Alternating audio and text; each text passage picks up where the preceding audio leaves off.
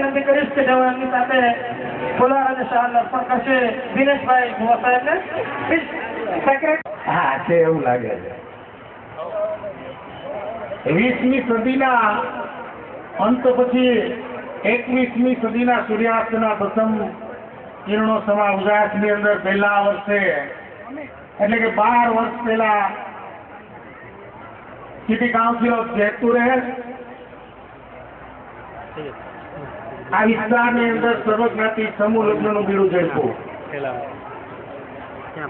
ત્યારે city council પણ 21મી સદીના સૂર્યાસ્તની જેમ પાપા પગલી ભરતી હતી. જયંતિભાઈ હું બોલતો ન હતો. બહુ કાચા સાધનો હતા અને દાતાઓને તો મેગ્નિફાઈંગ લેન્સ લઈને ગોતવા પડે એવી સ્થિતિ હતી. પણ આ મિત્રો ઉછિયા નીકળ્યા અને વિઠ્ઠલભાઈ રાદડિયાને ગોતી લીધો. કાંઈ જરૂર ન પડે, કાંઈ ઘટવાનો નહીં.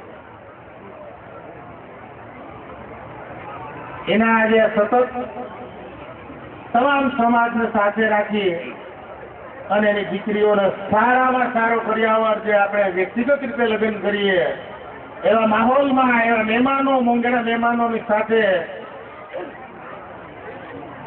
આ લગ્નના સંસ્કારોમાં બાંધવાનું ભગીરથ કાર્ય સિટી કાઉન્સિલ 12 વર્ષ ત્યાં કરી રહી. સિટી કાઉન્સિલની વાત છે ને એવું કે જેતપુર તાલુકામાં ઘણી બધી એનજીઓ અને ઘણી બધી ક્લબો છે, પણ આનો છોટો જડે એમ નથી. કેટલા બધા સેવાકીય કાર્યો કરે છે, એમાં એની અંદર યોગદાન હોય કોઈનું કે આપણે 16%, એમાં 99%માં વિઠ્ઠલભાઈ અને 1%માં કદાચ આપણે બધા હોય એવી સ્થિતિનું નિર્માણ થયું છે અત્યાર સુધીમાં. મારે તમને ચોક્કસ રીતે કહેવું પડે કે લાભ હોય ત્યાં લાલો લોટે. આ અમારા વાત નથી કરતો, પણ 12 વર્ષ પહેલાની વાત હતી ને, જેડી વિઠ્ઠલ રાદડિયાને આપણા વિસ્તારમાંથી કાંઈ લઈ લેવાનું નહોતું. એને એમ્બ્યુલન્સથી લઈને આ કાઉન્સિલને જે મદદ કરી છે તમામ ક્ષેત્રોમાં,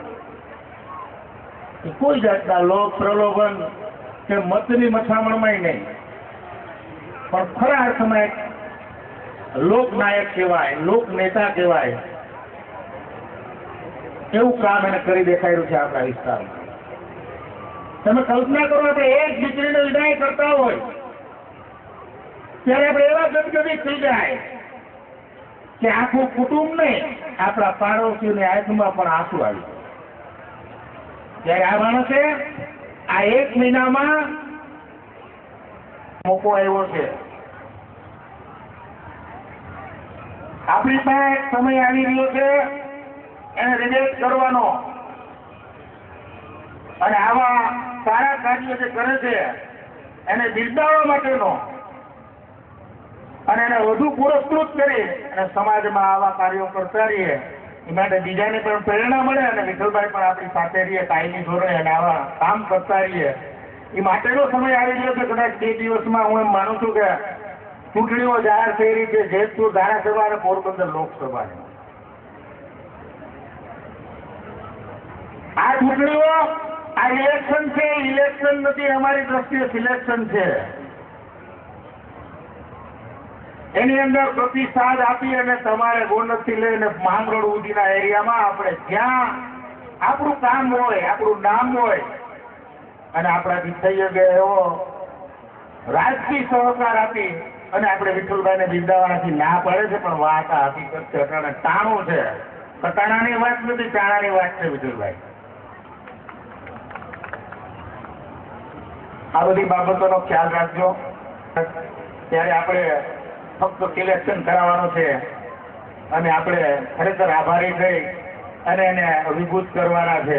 ત્યારે બધા મિત્રોને વિનંતી કરું છું અને નવદંપતિઓ પોતાના સમાજ જીવન, જાહેર જીવનમાં કે જે કંઈ ક્ષેત્રમાં કામ કરતા હોય ત્યાં આગળ વધે, પોતાના કુટુંબને હાચવે, મા બાપ અને સમાજને હાચવે અને સારી પ્રજોત્પત્તિ દ્વારા એક સારા સમાજનું નિર્માણ કરે એ માટે બધાને આહ્વાન કરી અને વિનંતી કરી અને મારી વાત પૂરી કરું છું સાહેબ.